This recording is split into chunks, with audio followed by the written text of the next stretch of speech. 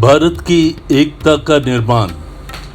Speeches of Sardar Vallabh भाई Patel 1947 to 1950 इन हिंदी। आज़ादी के बाद बहुत नई कठिनाइयों पैदा हुई। सरदार पटेल ने अपनी सूझबूझ के साथ सबका सामना किया।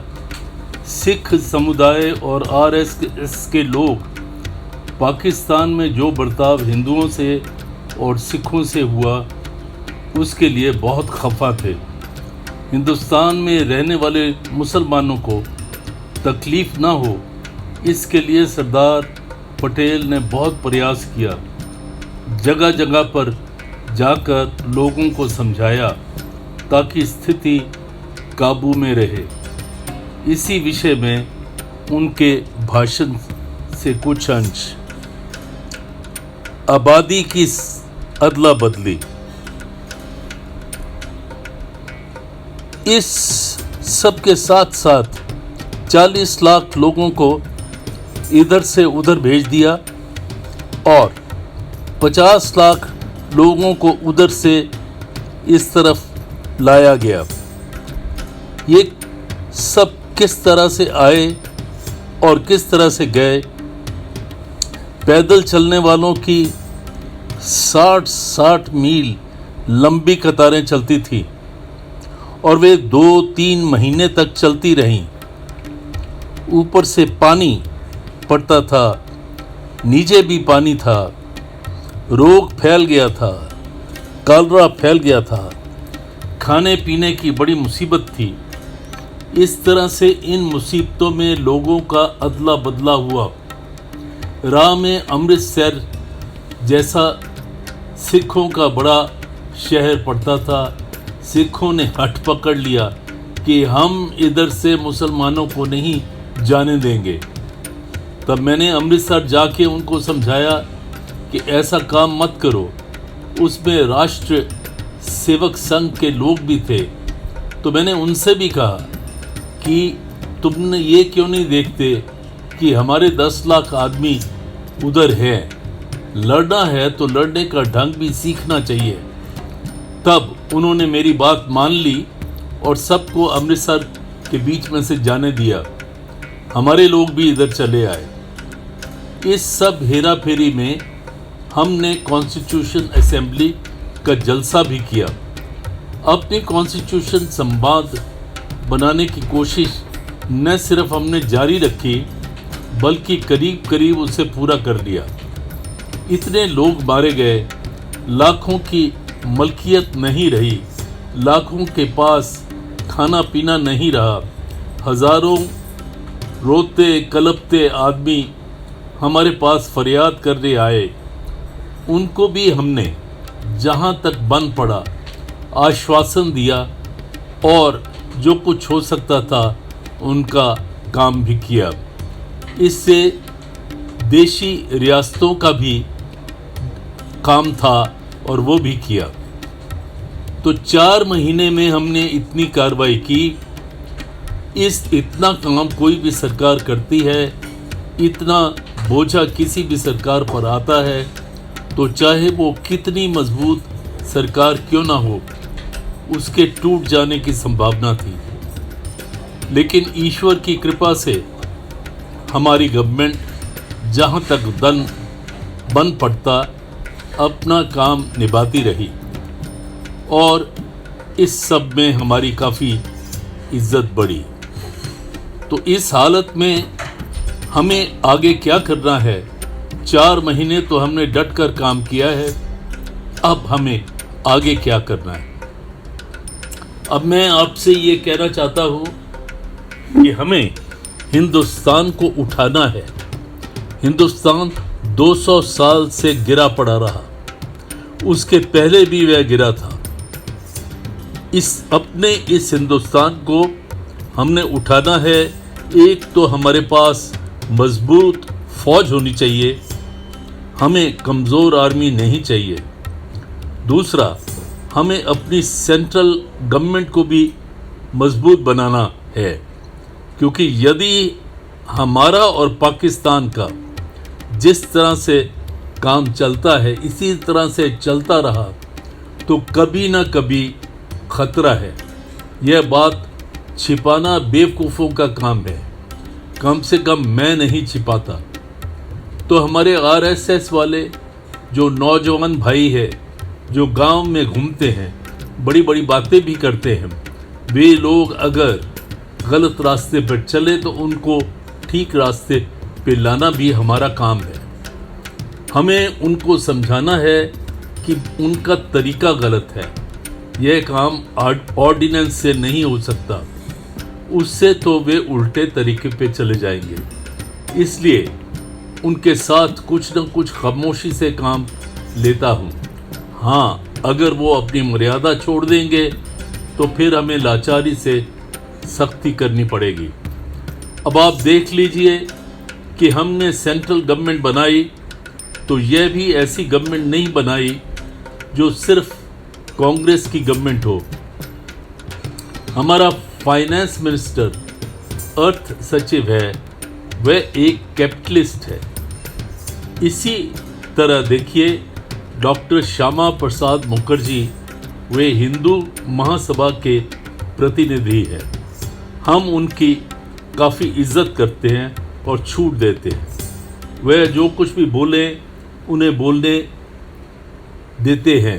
तो हिंदू महासभा को मैं बार बार सलाह देता हूँ कि अलग रहने से आप अच्छे नहीं हो सकते, हरिजन जैसे हो गए। एक अलग टुकड़ा बनाकर अलग नहीं बैठना चाहिए, बल्कि भीतर आ जाना चाहिए। हिंदू धर्म में तो काफ़ी उदारता पड़ी है, काफ़ी टॉलरेंस है। हमारे डॉक्टर जॉन मथाई क्रिश्चियन हैं, वे टाटा के यहाँ थे, लेकिन उनमें ताकत थी, वह काबिल थे, तो हमने उनको भी ले लिया। एक पारसी गृहस्थ है, वह भी कभी कांग्रेस में नहीं थे, वह भी आए। सरदार बलदेव सिंह हैं, वे सिखों के प्रतिनिधि हैं, वे अकाली दल के थे और इंडस्ट्रियलिस्ट भी है। तो इतने लोगों को हमने अपनी कैबिनेट के भीतर लिया। तो हम इस तरह से काम नहीं करते।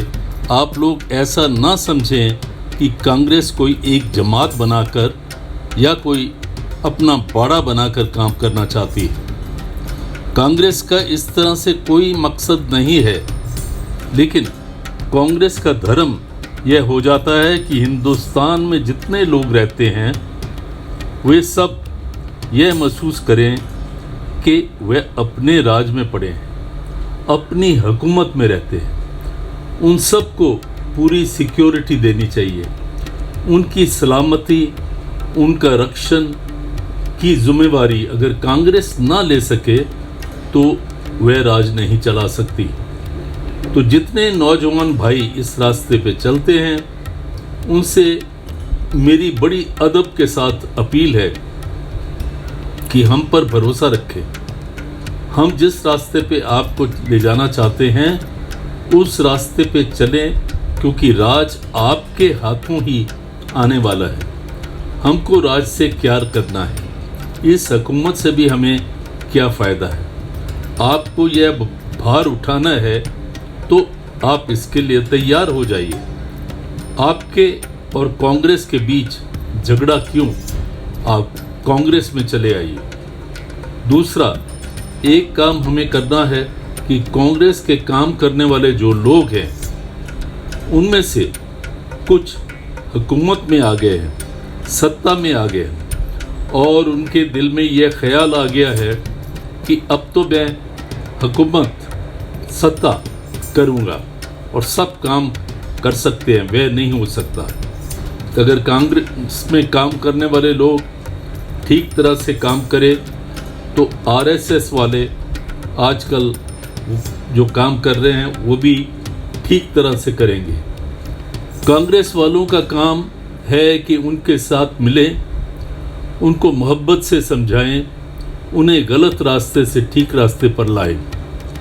डंडे से यह काम नहीं होगा, क्योंकि जब हम हुकूमत से काम करना शुरू करेंगे तो उसमें खराबियाँ पैदा होंगी। डंडा तो चोर डाकुओं के लिए होता है, जो फिसाद करने वाले हैं, गुनाह करने वाले हैं, उनके लिए है।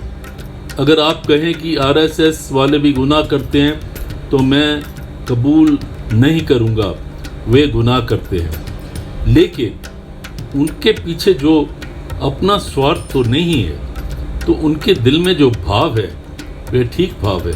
अगर हम उनको ठीक रास्ते पे ले जा सकते हैं तो क्यों ना ले जाएं। आज ये ट्रेड यूनियन, कांग्रेस, मजदूर की संस्था, कम्युनिस्टों के हाथ में पड़ी है। हमने देखा कि जब तक यह संस्था इन लोगों के हाथ में है तब तक कोई काम नहीं हो सकता, क्योंकि वे बार बार स्ट्राइक, हड़ताल के सिवा दूसरी बात नहीं करना जानते। और हड़ताल भी कैसे, उसमें वायलेंस, हिंसा करते हैं। मैनेजरों को मारना, अफसरों को पीटना, लोगों को मारना। अगर मजदूर हड़ताल में ना शामिल हों तो उनको भी मारना। उनका एक पेशा है कि किसी न किसी तरह अनरेस्ट, अशांति पैदा करे। तब हमने सोचा कि हमें लेबर का अलग संगठन बनाना चाहिए, तो हमने अलग संगठन बनाने की कोशिश की। अगर हमें मजबूत फौज बनानी है तो उसके साथ हमें फौज का जितना सामान चाहिए, बारूद, गोला, मोटर ट्रक, लोहा, पेट्रोल, कपड़ा, चीनी, खाना, ये सब हमें चाहिए। जितना सामान चाहिए, और वह भी अच्छा सामान चाहिए। अच्छी रेलवे चाहिए, अच्छा तार चाहिए, अच्छा टेलीफोन चाहिए। अच्छी फौज रखनी है तो कौन कौन सी अच्छी चीज़ नहीं चाहिए। सबसे पहले पूरी फौज चाहिए, फिर उस फौज की हिफाजत करनी चाहिए, उसे सब चीज़ें देनी चाहिए, और इन सब के लिए धन चाहिए। अगर यही क्या करते रहोगे और कुछ पैदा ही ना करोगे तो कैसे फौज रखी जा सकेगी, कैसे हमारा काम चलेगा। इसलिए मैं कहता हूँ कि ये हड़ताल और ऐसा काम कुछ मत करो जिससे हमारे आगे बढ़ने में दिक्कत आए, कठिनाई आए।